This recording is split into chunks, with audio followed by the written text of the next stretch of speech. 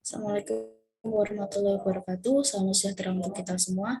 Perkenalkan, saya Maudin Dutasari dan rekan saya Ayu Rahmawati. Di sini kami akan mempresentasikan hasil TA kami yang berjudul Rancang Bangun Smart Toilet dilengkapi sistem monitoring berbasis website. Kemudian selanjutnya akan dipresentasikan oleh Ayu Rahmawati. Yang pertama kami akan menjelaskan latar belakang.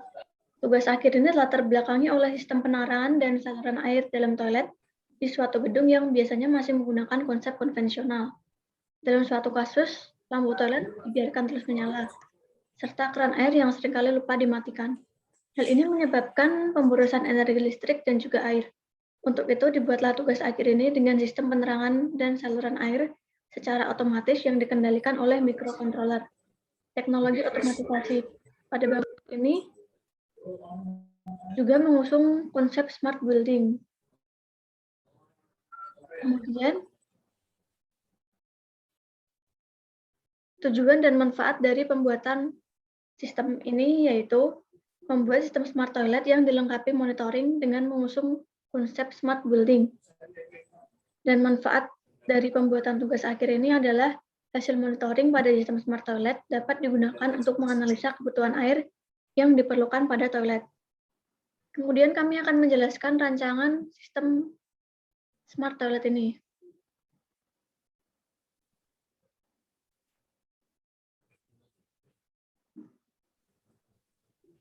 Rancangan sistem smart toilet ini yaitu NodeMCU ESP8266 sebagai microcontroller akan menerima data masukan dari sensor PIR dan juga flow meter.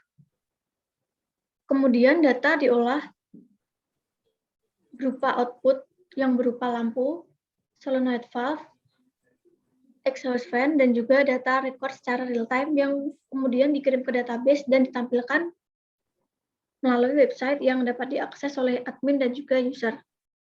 Cara kerja dari sistem ini yaitu lampu akan menyala dan solenoid valve akan terbuka apabila sensor PIR mendeteksi adanya gerakan manusia. Input sensor PIR akan mengirimkan perintah untuk menyalakan lampu dan juga solenoid valve. Kemudian solenoid valve akan terbuka dan mengalirkan air ke wastafel dan juga shower. Sistem ini dilengkapi dengan monitoring penggunaan air yang dapat dipantau melalui website. Sistem ini juga dilengkapi dengan sistem manual untuk mengantisipasi adanya error pada sistem otomatis, sehingga meskipun terjadi error, toilet masih tetap dapat digunakan. Kemudian sistem otomatis ini akan mati setelah sensor tidak mendeteksi adanya gerakan selama kurang lebih 10 menit.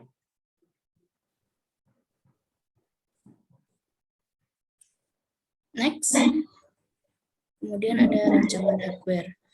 Di sini ada perancangan komponen, perancangan manual sistem, kemudian perancangan prototipe. Perancangan komponen ini berupa perancangan perangkat keras, yaitu berupa sensor PIR dan sensor flow meter. Kemudian ada solenoid valve, relay, dan NodeMCU ESP8266.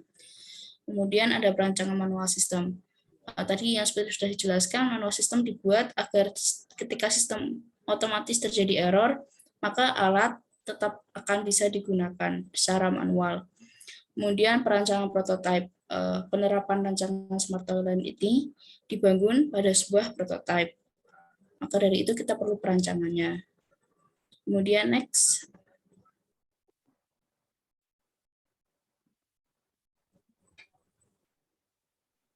Next ada rancangan software. Yang pertama ada rancangan use case. Di sini digunakan untuk menggambarkan fungsionalitas pada sistem monitoring yang akan dirancang. Di sini ada dua aktor, yaitu ada admin dan juga user. Admin sebagai pengelola dan user sebagai viewer atau hanya sebagai penglihat saja. Ada perancangan flowchart. Di sini merupakan perancangan fitur yang akan diterapkan pada website. Jadi fitur-fitur yang ada pada website dirancang pada flowchart dan alurnya itu bagaimana. Kemudian ada perancangan database. Di sini berisi keseluruhan data sistem informasi monitoring rancang bangun smart toilet. Kemudian ada perancangan halaman website. Perancangan halaman website ini digunakan sebagai interaksi pengguna dengan sistem. Yep. Kemudian, ya ini hasil implementasinya berupa prototipe. Di sini ada wastafel, kemudian di sini saluran air, ada sensor PIR di sini. Next. Kemudian ini tampilan websitenya, ada halaman home, kemudian ada monitoring update. Di sini data semuanya berupa real time atau kenyataannya, dan ada kondisi sistem dalam keadaan on atau off. Kemudian ada halaman informasi penggunaan air. Di sini merupakan halaman di mana kita dapat melihat penggunaan air per harinya. Kemudian ada halaman hapus data, ini hanya berlaku untuk admin saja, di mana data-data yang dianggap sudah tidak diperlukan dapat dihapus agar tidak memenuhi database atau tidak spam pada database. Yap, kemudian kami akan mempresentasikan atau melihatkan demo alat kami.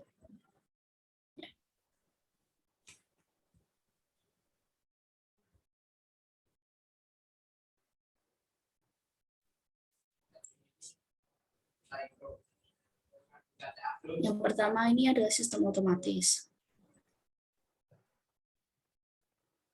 Sistem akan on kalau ada gerakan. Nah, pada sini di sistemnya sistem akan on. Kemudian ada mengaktifkan lampu, ada solenoid valve juga. Grafik akan bergerak saat keran dinyalakan.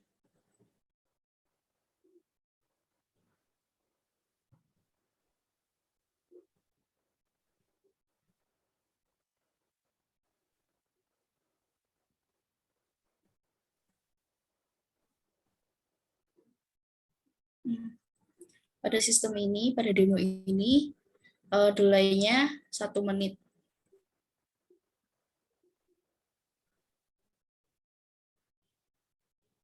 Sistem masih dalam kondisi on, di sini masih warna hijau. Nanti akan off atau warna merah ketika sudah tidak ada gerakan lagi.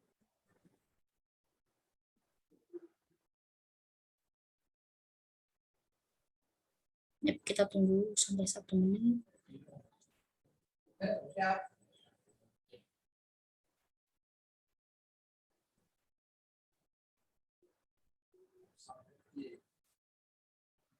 Yep, off. Kemudian ini yang kedua ada manual sistem jika terjadi error pada sistem otomatis. Tertutup. Kemudian ini saklar, air, lab.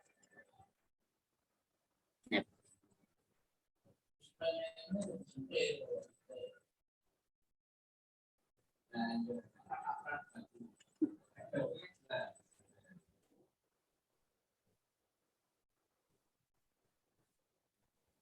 Yep. Kemudian ada video kedua. Sebentar.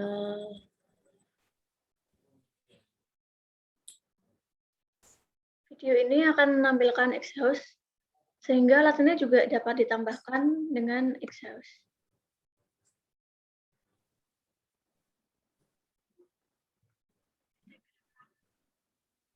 Juga mati.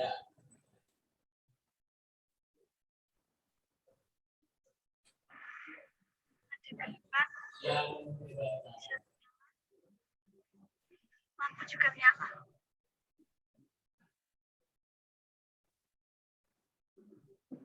Demikian presentasi dari kami. Assalamualaikum warahmatullahi wabarakatuh.